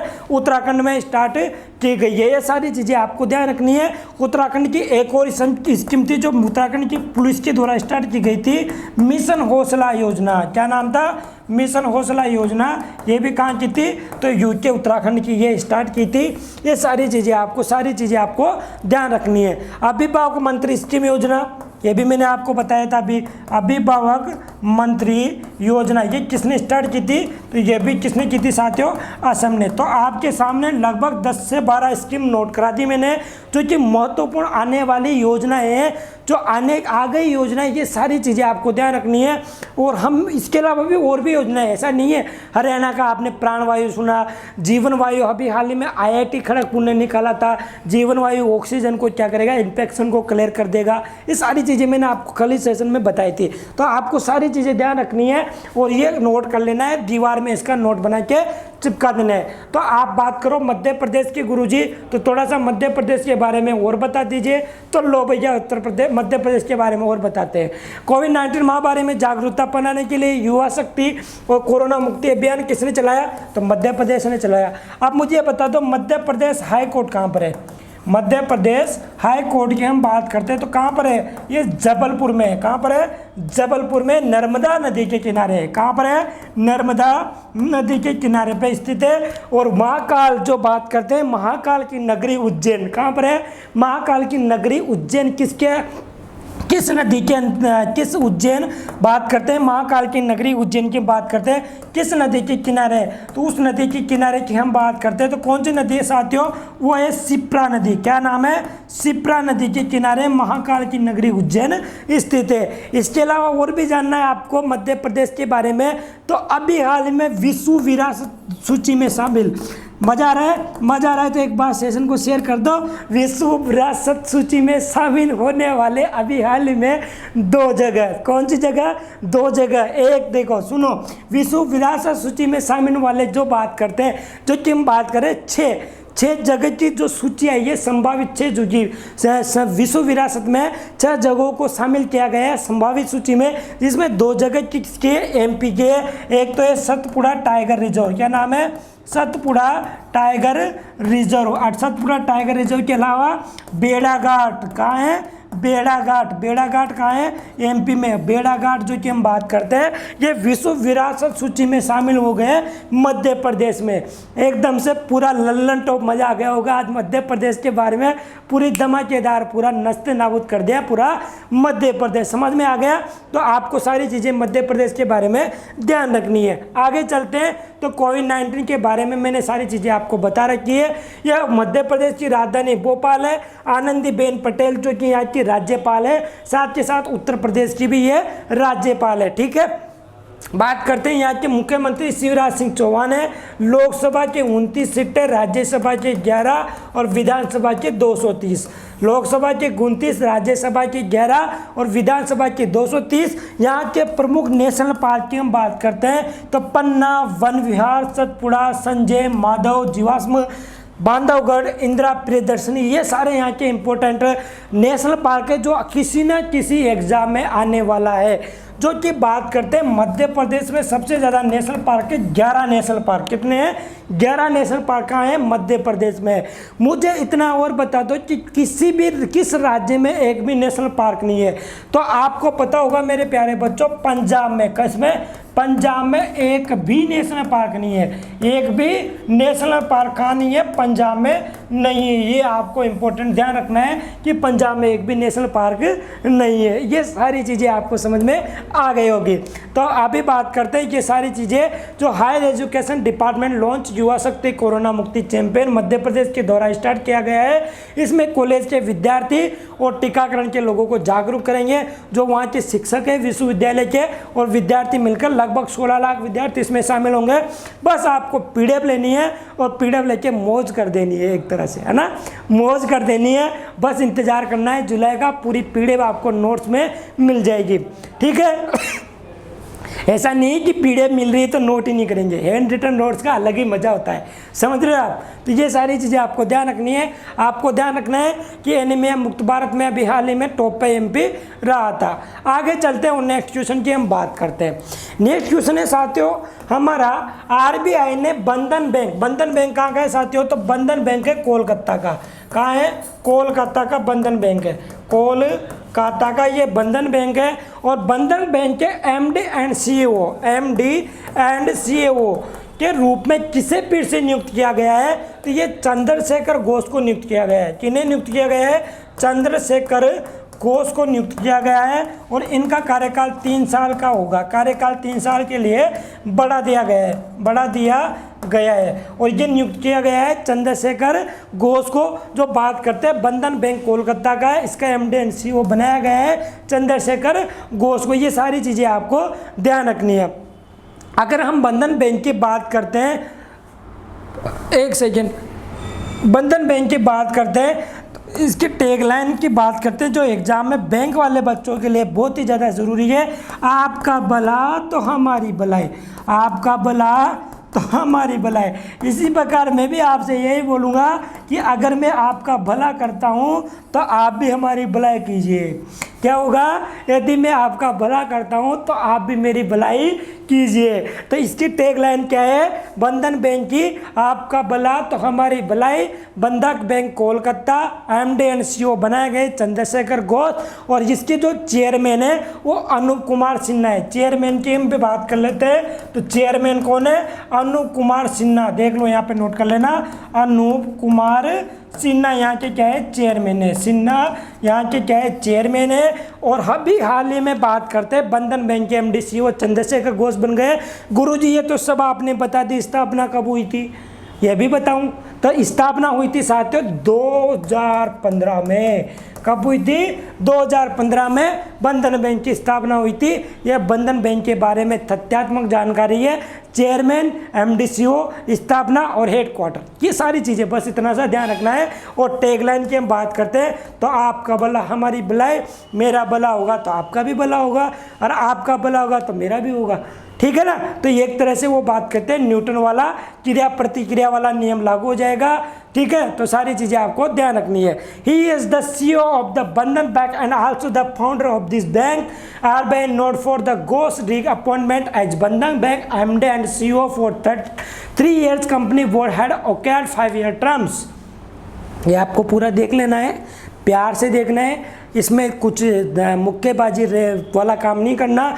पीडीएफ तो आपको ले लेनी है अगर आपको ढंग से और स्टाइल से मजबूती के साथ एग्जाम में बने रहना है, अपने कॉम्पिटिटर को पीछे रखना है। तो ये सारी चीज़ें आपको ध्यान रखना है। भीड़ के पीछे नहीं भागना, भीड़ के पीछे भागोगे तो कुछ भी नहीं मिलेगा। नुक्ती बटेगी तो सब में बटेगी, ऐसा वाला सिस्टम अपने पास नहीं चलेगा।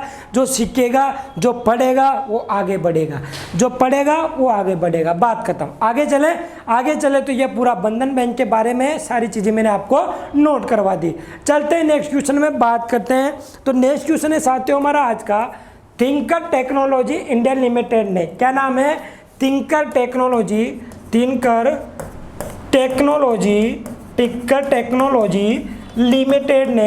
लिमिटेड की हम बात करते हैं। तो थिंकर टेक्नोलॉजी लिमिटेड ने एक 3D प्रिंटेड मास्क, क्या है साथियों, 3D printed mask 3D printed mask की हम बात करते हैं। ये विकसित किया है और ये कहाँ स्थित है, बस ये पूछा गया है कि ये थिंकर टेक्नोलॉजी इंडिया लिमिटेड कहाँ स्थित है। अब भैया देख लो, आप 3D प्रिंटेड मास्क बना दिया है। मास्क आप लगाते हो ना, वो ढीला ढक्कन वाला, वो कोरोना से बचाव नहीं करता, पुलिस से बचने के लिए आप लगाते हो। मुझे जानता हूँ सब आप किस टाइम, पुलिस से बचने के लिए मास्क मत लगाया करो। मास्क सैनिटाइजर अगर आप कर रहे हो तो आपकी सुरक्षा के लिए आप कर रहे हो। आपको अगर बीमारी हो जाती है तो आप ही परेशान होंगे, आपके घर वाले परेशान होंगे, इसलिए मास्क लगाओ बहुत अच्छा वाला। अब आ गया 3D प्रिंटेड मास्क। इसमें जो बात करेंगे इसकी मोटाई, लंबाई और इसमें चौड़ाई, इसमें मोटाई, लंबाई और चौड़ाई ये क्या होगी, 3D आकार की होगी। क्या होगी, 3D आकार की होगी। और ये किसने विकसित किया है, तो थिंकर टेक्नोलॉजी इंडिया लिमिटेड ने ये विकसित किया है। और ये थिंकर टेक्नोलॉजी इंडिया लिमिटेड कहाँ की कंपनी है, ये पुणे की कंपनी है। कहाँ की है, तो पुणे की ये कंपनी है, ये आपको ध्यान रखना है। पुणे के बारे में थोड़ी जानकारी और दीजिए गुरुजी, तो सुनिए पुणे के बारे में। पुणे की आपने लैब सुनी होगी, माई लैब के द्वारा एक टेस्ट किट निकाली गई थी कोरोना के लिए। कोरोना की सेल्फ टेस्ट किट याद है आपको, जिसमें घर की जांच, घर में बैठकर आप जांच कर सकते हो। उसमें क्या करेंगे, टेस्ट किट में जाएंगे और टेस्ट किट का नाम क्या था, तो कोविशील्ड, नाम सुना है आपने, कोविशील्ड। और कोविशील्ड जो टेस्ट किट निकाली है माई लैब पुणे के द्वारा निकाली गई है। किसके द्वारा, माई लैब पुणे के द्वारा कोविशील्ड टेस्ट किट निकाली गई है। और एक टेस्ट किट को अभी हाल ही में मंजूरी दे दी है भारत सरकार ने। बस वो आप मुझे बता दो उसका नाम क्या है। मैं आपको बताता हूँ कि अभी हाल में पेन बायो, क्या नाम है, पेन बायो कोविड-19 टेस्ट किट जो अमेरिका है, इसको भी क्या कर दी, मंजूरी मिल गई है। क्या मिल गई है, मंजूरी मिल गई है। ये सारी चीज़ें आपको ध्यान रखनी है। माई लैब कोविशील्ड पुणे की कंपनी है और इसमें ये पेन बायो अमेरिका है, दोनों टेस्ट किट है। इससे घर बैठे आप क्या कर सकते हो, कोविड की जांच कर सकते हो। ये स्टार्ट की गई है। और थिंकर टेक्नोलॉजी इंडिया लिमिटेड जो कहाँ स्थित है, पुणे में। सीरम इंस्टीट्यूट पुणे कहाँ स्थित है, सीरम इंस्टीट्यूट जो भारत के लिए क्या उपलब्ध करा जा रहा है, वैक्सीन उपलब्ध करा रहा है, ये कहाँ पर स्थित है, तो ये भी पुणे में स्थित है, जिसके मालिक आधार पूना वाला है। ये सारी चीज़ें आपको ध्यान रखनी है, ये सारी चीज़ें आपको ध्यान रखनी है। आईआईटी की बात करते हैं अपन, तो आईआईटी के बारे में आपको मैंने बताया हुआ है यार। आईआईटी की बात करते हैं तो आपको पता हुआ आईआईटी मंडी ने जो बात करता है, आईआईटी के बारे में मैं डेली बताता रहा हूँ। आईआईटी मंडी ने कोरोना के जो बात करते हैं, जो प्रोटीन जो बात करते हैं अलग, NSP1 जिसको अलग किया है कोरोना वायरस से। साथ के साथ आईआईटी गुवाहाटी ने क्या किया था, स्मार्ट विंडो डेवलप की थी। आईआईटी जो बात करते हैं अभी हाल ही में जिसकी बात करते हैं मद्रास, इसने क्या किया था, 3D प्रिंटेड हाउस निकाले थे। क्या निकाले थे, 3D प्रिंटेड हाउस निकाले थे। ठीक है, ये गलत दे रखा है इसमें फोटो, इसमें ध्यान मत देना आप, है ना, ये गलत दे दिया है इसने। ये देखो, Pune startup thinker develop 3D printed mask with antiviral property जी। ये सारी चीज़ें आपको ध्यान रखने। इस तरह का ये मास्क होगा जो बात करते हैं पुणे बेस्ड थिंकर टेक्नोलॉजी ने निकाला है, जिस 3D मास्क है। ये कैसे सुरक्षा करेगा, क्या है, ये सारी चीज़ें आपको ध्यान रखनी है। बात करते हैं इस कंपनी की, तो स्टार्टिंग हुई थी 2016 में। कब स्टार्ट हुई थी, 2016, 22 जून 2016 को हुई थी। शीतल कुमार इसके क्या है, MD CEO है, शीतल कुमार MD CEO है, MD एंड CEO है, फाउंडर भी यही है। ये सारी चीज़ें आपको ध्यान रखनी है। थिंकर की बात कर रहे हैं जिसमें N95 face mask 3D type से निकाला गया है। ये देख लो आप, दिखाई दे रहा है, अरे दिखाई दे रहा है, नहीं दिखाई दे रहा, दे रहा है ना, तो मज़ा आ रहा है, मज़ा आ रहा है तो एक बार थम्स अप कर दो। जो भी बच्चे भाग रहे हैं उनको भी सलाम कर दो, उनको भी बोल दो कि बच्चा एग्ज़ाम में देख लेंगे, एग्ज़ाम में आपको देख लेंगे, कोई बात नहीं, हमारे कॉम्पिटिटर आप कम होते जा रहे हो। ये देख लो आप, प्रोजेक्ट की विकास बोर्ड टेक्नोलॉजी डेवलपमेंट के अंतर्गत ये आता है प्रोजेक्ट, जो बात करते हैं 3D मास्क जो बात करते हैं, ये सारा बनाया गया है 3D मास्क का ना। चलते हैं नेक्स्ट क्वेश्चन में हम चर्चा करते हैं, जो कि बहुत ही ज़्यादा इंपॉर्टेंट क्वेश्चन है और ये एक क्वेश्चन बहुत ही ज़्यादा एग्जाम में आने लायक है। बात करते हैं 10वें नंबर का क्वेश्चन है, पत्रकारिता, किताबें, नाटक और संगीत में पुलित्जर पुरस्कार किसमें? पत्रकारिता, किताबें, नाटक, इनमें जो पुरस्कार दिया जाता है जिसका नाम है पुलित्जर पुरस्कार। अब भी पुलित्जर पुरस्कार किस में दिया जाता है? तो पत्रकारिता के क्षेत्र में इंपॉर्टेंट रखता है। पत्रकारिता के क्षेत्र में पुलित्जर पुरस्कार दिया गया है और ये किस वर्ग के विजेता हो? तो अभी हाल में 105वें नंबर का 105वें नंबर का ये पुलित्जर पुरस्कार है, ये अभी हाल में दिया गया है। ये किसकी याद में मनाया जाता है? तो 1917 में स्टार्ट हुआ था। कब हुआ था? 1917 में स्टार्ट हुआ था। कब हुआ था साथियों? 1917 में स्टार्ट हुआ था। ये जोसेफ पुलित्जर की याद में मनाया जाता है। जोसेफ पुलित्जर की बात करते हैं, याद में दिया जाता है यह पुरस्कार, जिसका नाम है पुलित्जर पुरस्कार। यह पुरस्कार दिया गया है 105वें नंबर का यह पुरस्कार है।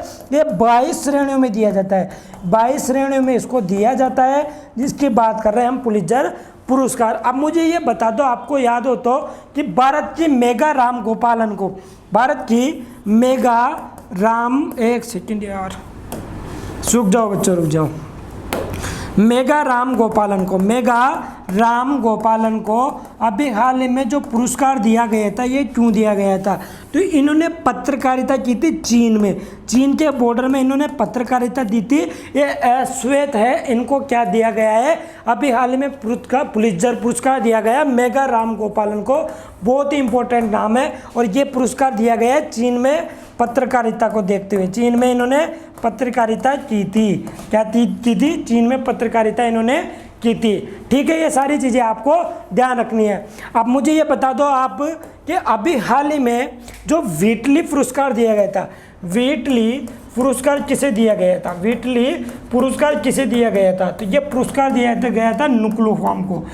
किन्हें दिया गया था? नुक्लूफाम को, जो नागालैंड के व्हिटली पुरस्कार नुक्लूफाम को दिया गया था। अंतर्राष्ट्रीय बुकर प्राइज किसे दिया गया है?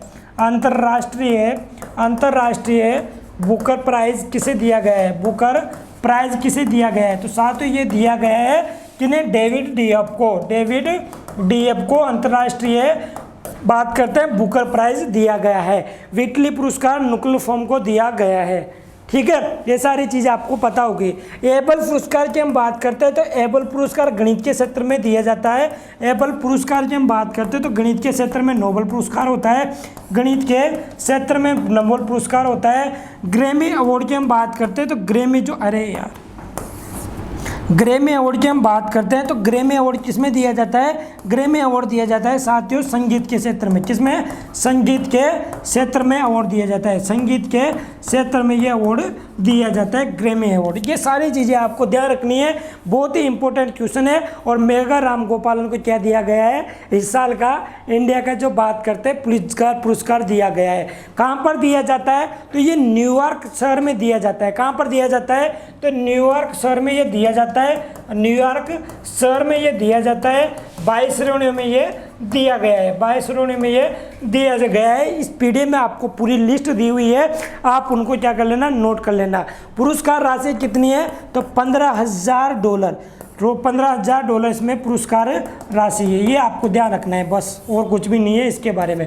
तो इसका आंसर क्या हो जाएगा? 105वें नंबर का यह पुरस्कार था। ठीक है, ये आपको 2021 का पुरस्कार मिल गया है और मेगा राम गोपालन को यह पुरस्कार दिया गया है, जो कि पत्रकारिता, किताबें, नाटक और संगीत के क्षेत्र में ये दिया गया है और 105वें वर्ग के विजेताओं की इसमें घोषणा की गई है। ये जोसेफ पुरस्कार की मैंने बता दिया, याद में मनाया जाता है और इसमें जो पुरस्कार दिया गया है वो $15,000 का नगद पुरस्कार दिया जाता है। पहले $10,000 का ही पुरस्कार मिलता था और 2017 से इसको बढ़ा दिया गया है, तो कितना हो गया है? $15,000 का हो गया है। ये देख लो आप यहाँ पे, ये देखिए आप, एक सेकेंड, ये देखो, ये पुरस्कार न्यूयॉर्क शहर में कोलंबिया विश्वविद्यालय द्वारा पुरस्कारित किया जाता है। इस साल पुरस्कार में डोनिला फ्रोजियर को सम्मानित किया गया है, जिन्होंने मिनेसोटा में उस घटना को रिकॉर्ड किया था जिस दौरान अश्वेत अमेरिकन जॉर्ज फ्लॉयड की जान चली गई थी। और भारतीय मूल की बात करते हैं तो मेगा राजगोपालन को ये पुरस्कार मिला गया है। चीन के जो झूठ को दुनिया के सामने लाने के लिए ये दिया गया है। इस पीढ़ी में आपको ये सारी सुविधा उपलब्ध हो जाएगी। बस आपको कुछ भी नहीं करना, सोशल मीडिया प्लेटफॉर्म में जाना है, श्री जी क्लासेस की टीम से कांटेक्ट करना है, गुरुजी पीडीएफ चाहिए, बस रिक्वेस्ट करनी है और आपको सोशल मीडिया व्हाट्सएप टेलीग्राम पर जो भी आपके पास है मैसेज कर देना है। मुझे कर देना, आरसीएम सर को करना, टीम को कर देना, कॉन्टैक्ट नंबर लिखे हुए हैं उसमें कर देना। ठीक है, आगे चलते हैं, बात करते हैं हम नेक्स्ट क्वेश्चन की। कितना टाइम हुआ? ये है मेगा राजगोपालन, जिनकी हमने बात की है। ये सारी चीज़ें हमने बात कर ली, ये सारी चीज़ें आपको ध्यान रखनी है। बाल श्रम के खिलाफ दिवस किस दिन मनाया जाता है? ये मैंने आपसे कल क्वेश्चन पूछा था, बाल श्रम के खिलाफ किस दिन दिवस मनाया जाता है? तो ये मनाया जाता है साथियों 12 जून को। 12 जून को जो बच्चे, छोटे बच्चे, 14 साल से कम बच्चे हैं, उन बच्चों के द्वारा अनैतिक कोल काम कराया जाता है। तो एक तरह से शोषण के विरुद्ध अधिकार में आता है। किसमें आता है? शोषण के विरुद्ध अधिकार में आता है। और शोषण के विरुद्ध अधिकार में आने के कारण 12 जून को उनकी रक्षा के लिए कि वो काम ना करे, पढ़ाई में ध्यान दे, बाल श्रम के खिलाफ दिवस मनाया जाता है 12 जून को। और इस साल की जो थीम थी वो थी चाइल्ड लेबर एंड। जो चाइल्ड लेबर एंड की बात करते हैं वो इसी साल की थीम थी। आर्टिकल 23 के अंदर शोषण बात करते हैं, शोषण के विरुद्ध अधिकार आता है। जो ये डे मनाया जाने लगा है 2002 से मनाया जाने लगा है। कब से मनाया जाने लगा है? तो 2002 से इस डे को स्टार्ट किया गया था और 12 जून को ये मनाया जाता है। बाल श्रम बात करते हैं, इस साल की थीम है एक्ट नाउ, जो थीम है एंड चाइल्ड लेबर। क्या नाम है? चाइल्ड लेबर को खत्म किया जाए, चाइल्ड लेबर को खत्म किया जाए, एंड चाइल्ड लेबर इस साल की थीम है। ये आपको ध्यान रखनी है, बस ये इंपॉर्टेंट था। जो एक तरह से तथ्यात्मक जानकारी आपको ये ध्यान रखनी है, इस साल की थीम ध्यान रखनी है। और ये सारे जो अवार्ड दिए जाते हैं ना, ये लिस्ट है, फोटो ऊपर नीचे हो गया। बस आपको ये ध्यान रखना है कि जो पुलिस का पुरस्कार दिए गए पत्रकारिता के 22 श्रेणियों में, उनकी ये पूरी लिस्ट है। यहाँ पर देख ले आप, इन सबको आप देख लेना और आप बता देना कि सर पीडीएफ मिल गई है। मुझे एक बार कमेंट बॉक्स में आप बता देना। ये थोड़ा सा ऊपर नीचे फोटो हो रहा है, आप इसको ध्यान से देख लेना। एंड चाइल्ड लेबर क्या है? इस साल की थीम है और ये वर्ल्ड अगेंस्ट चाइल्ड लेबर के खिलाफ मनाया जाता है 12 जून को। ये आपके लिए क्वेश्चन ऑफ द डे रहने वाला है, जिसकी हम बात करते हैं। दक्षिण मध्य रेलवे द्वारा अंतर्राष्ट्रीय स्तर पर जागरूकता दिवस किस दिन मनाया जाता है? 10 जून को, 11 जून को, 12 जून को या 13 जून को? कमेंट बॉक्स में सब आंसर देने की कोशिश करो, चाहे वो गलत हो या सही हो। उसके बाद मैं क्या करूँगा, आपके लिए आंसर लेकर आऊँगा। तो आपको कुछ नहीं करना, सेशन को क्या करना है, thank you all, like share subscribe comment. और साथ के साथ पीडीएफ के लिए ये मेरा पर्सनल कॉन्टैक्ट है, इसमें आप शेयर क्या कर सकते हो, मैसेज कर सकते हो। अगर आपको फिर भी नहीं मिलता तो आप मेरे नंबर पर कॉन्टैक्ट कर लेना या आरसीएम सर के नंबर पर कॉन्टैक्ट कर लेना। तो thank you all, love you all. सारी चीज़ें आपको ध्यान रखनी है, पढ़ते जाना है, मोटिवेशन के साथ आगे बढ़ते जाना है। थैंक यू दोस्तों।